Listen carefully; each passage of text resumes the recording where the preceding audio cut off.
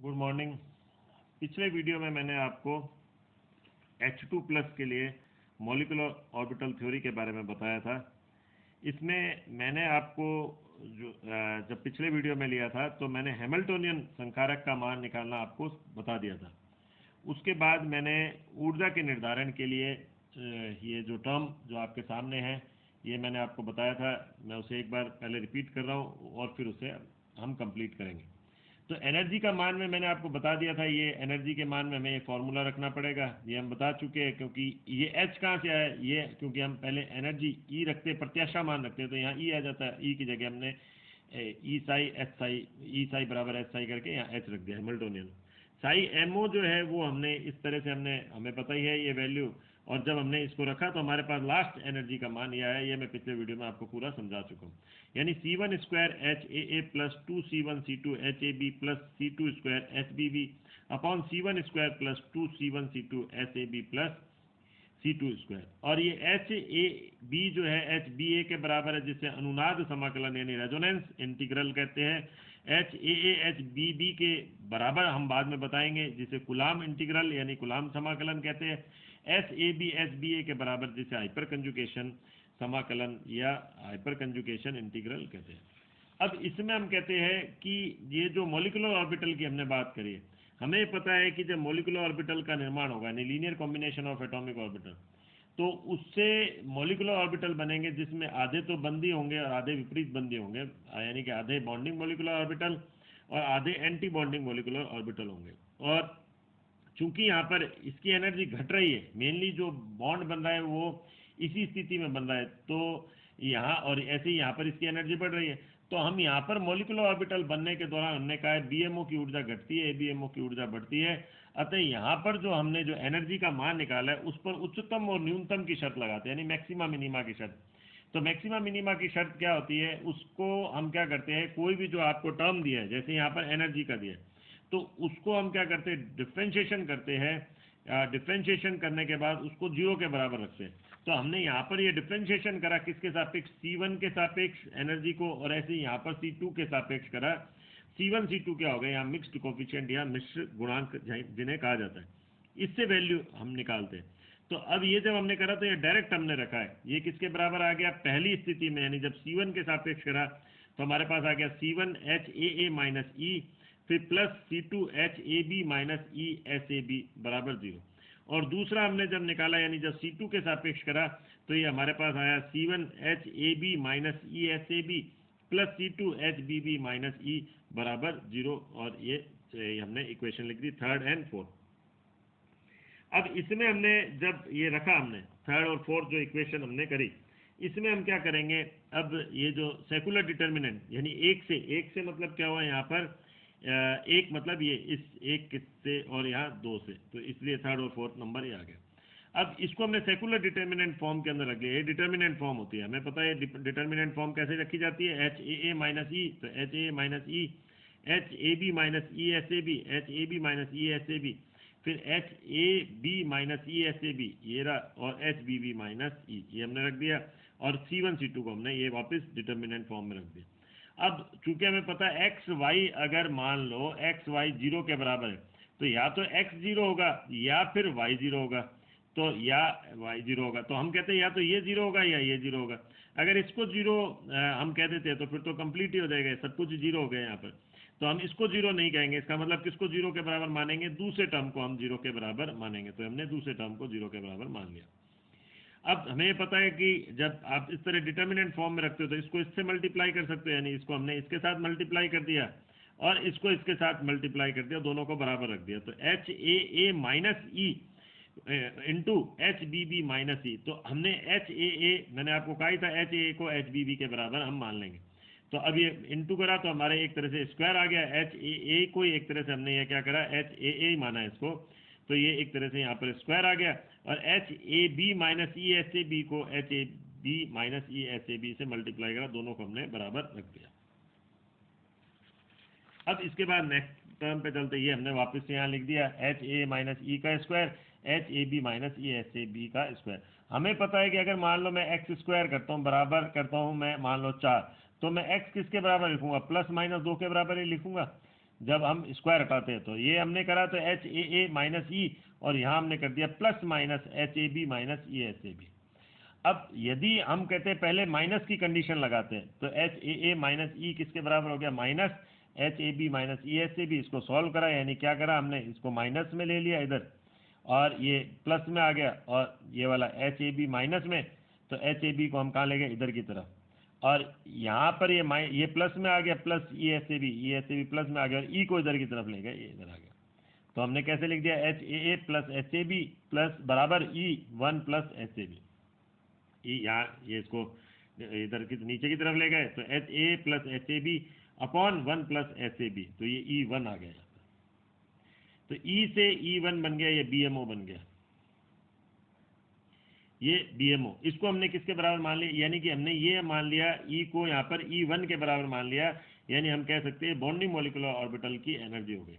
इसी तरह से हमने क्या करा, एच ए ए माइनस ई, अब की बार हमने कंडीशन कौन सी रखी, प्लस वाली, H A B minus E S A B. तो हमने करा एच ए ए माइनस, ये इधर की तरफ ले गए एच ए बी, और ई को इधर ले गए E minus E S A B, और यहाँ हमने ले लिया इस तरह से, यानी E one minus S A B और H A minus H A B हो गया, और ये ई को हमने ये इस तरह से नीचे की तरफ, ये इधर की नीचे की तरफ ले गए, तो H A minus H A B upon one minus S A B. तो यानी ई को हमने कितना मान लिया, अब की बार ई टू के बराबर मान लिया, तो ये हो गया ए बी एम ओ, यानी एंटी बॉन्डिंग मॉलिक्यूलर ऑर्बिटल की एनर्जी, और ये हो गया बॉन्डिंग मॉलिक्यूलर ऑर्बिटल की एनर्जी। इसको हम एक बार बी एम ओ को, क्योंकि एक टर्म को हम यहाँ पर लेते हैं, तो हम इसको इधर की तरफ ले गए, यानी ई वन हम मानते हुए, तो E one one plus S A B, E one one plus S A B, और फिर इधर की तरफ ले गए, डायरेक्ट लिखा मैंने ये स्टेप, एच ए बी को हम इधर ले गए, तो माइनस एच ए बी, और ये हो गया एच ए ए के बराबर, यानी E one one plus S A B, और ये रहा ई वन, और ये इधर की तरफ ले गए तो one plus S A B, और इधर ये एच ए बी को इधर ले गए, तो माइनस एच ए बी, यानी एच ए के बराबर आ गया। अब यहाँ तक तो हमने एनर्जी के दोनों के मान निकाले, बी एम ओ का और ए बी एम ओ का। अब ये जो हमने टर्म बताई किस लिए हमने यूज करा है, क्योंकि हमें साई का मान निकालना है। तो हमने पुनः इक्वेशन कौन सी लिख दी है, सी वन, ये जो अभी हमने कहा था C one H A minus E, और फिर उसके बाद आ गया था आपका C two H A B minus E S A B, ये जो मैंने थर्ड नंबर इक्वेशन लिखी थी, C one H A minus E plus C two H A B minus E S A B बराबर जीरो, यानी कौन सी equation हो गई, थर्ड इक्वेशन। मैंने यहाँ लिख भी दिया third equation,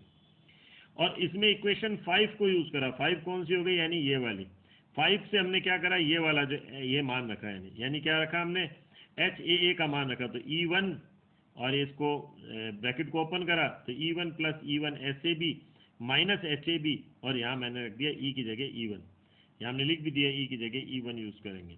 plus C two H A B, ये ऐसा की ऐसा, ई की जगह ई वन रख दिया, एस ए बी बराबर जीरो। इसको सॉल्व करेंगे, ई वन से ई वन गया, और ये हमने इसको सॉल्व करा, ये इसको सॉल्व करा, तो हमारे पास आ गया सी वन बराबर सी टू। इसी प्रकार हम कहते हैं कि 4 को भी यूज करेंगे। इसी इक्वेशन 4 कौन सी हो गई, इक्वेशन 4, इसी तरह जो इक्वेशन आ रही थी हमारे पास इक्वेशन 4 थी, इसका यूज करते हुए, और साथ ही इक्वेशन 6 का यूज करते हुए जब वैल्यू रखी तो हमारे पास आ गया सी वन बराबर, ये आया, हमने वैल्यू रखी तो हमारे पास आया सी वन बराबर माइनस सी टू। तो हमने पहले तो ई वन ई टू के मान निकाल लिए, और उसके बाद हमने किसका, साई का मान निकालने के लिए हमने ये देखा कि C1 है वो C2 के बराबर आता है, और C1 है वो माइनस C2 के बराबर आता है। बस अब ये लास्ट स्टेप इसके आ जाएंगे। यहाँ हमने कहा कि साई MO हमें पता है किसके बराबर है, C1 plus psi A plus C2 plus psi B। हमने ये कह दिया C1 बराबर है प्लस माइनस C2, इसका उपयोग हम कर लेंगे। तो हमने क्या कह दिया, C1 बराबर, पहले C1 दोनों जगह रख दिया, प्लस वाला हो गया, तो C1 यानी साई वन बराबर C1 साई ए प्लस साई बी हो गया,